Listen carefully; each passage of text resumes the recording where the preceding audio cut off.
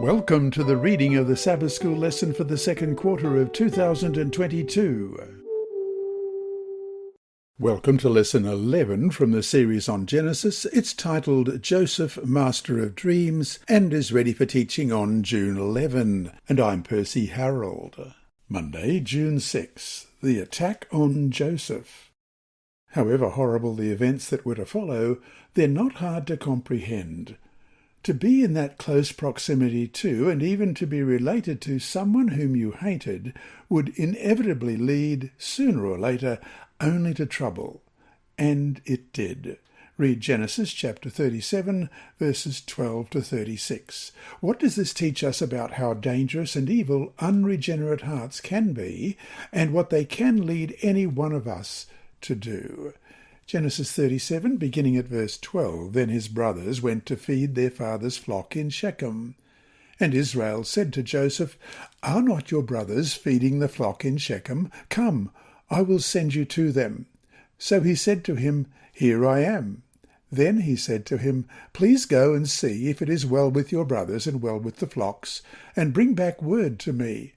So he sent him out of the valley of Hebron, and he went to Shechem. Now a certain man found him, and there he was wandering in the field. And the man asked him, saying, What are you seeking? So he said, I am seeking my brothers. Please tell me where they are feeding their flocks. And the man said, They have departed from here, for I heard them say, Let us go to Dothan. So Joseph went after his brothers, and found them at Dothan. Now when they saw him afar off, even before he came near them, they conspired against him to kill him. Then they said to one another, Look, this dream is coming. Come therefore, let us now kill him, and cast him into some pit, and we shall say, Some wild beast has devoured him. We shall see what will become of his dreams. But Reuben heard it, and he delivered him out of their hands, and said, Let us not kill him.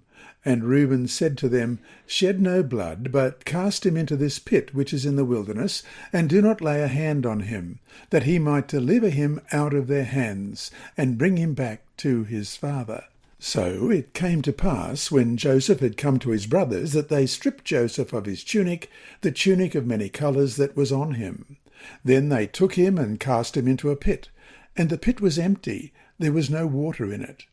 And they sat down to eat a meal. Then they lifted their eyes and looked, and there was a company of Ishmaelites coming from Gilead with their camels, bearing spices, balm, and myrrh, on their way to carry them down to Egypt. So Judah said to his brothers, What profit is there if we kill our brother and conceal his blood? Come, and let us sell him to the Ishmaelites, and let not our hand be upon him, for he is our brother and our flesh. And his brothers listened.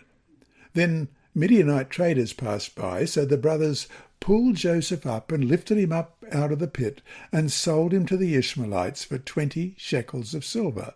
And they took Joseph to Egypt. Then Reuben returned to the pit, and indeed Joseph was not in the pit, and he tore his clothes. And he returned to his brothers and said, The lad is no more, and I, where shall I go? So they took Joseph's tunic, killed a kid of the goats, and dipped the tunic in the blood. Then they sent the tunic of many colours, and they brought it to their father, and said, We have found this. Do you know whether it is your son's tunic or not? And he recognized it, and said, It is my son's tunic. A wild beast has devoured him.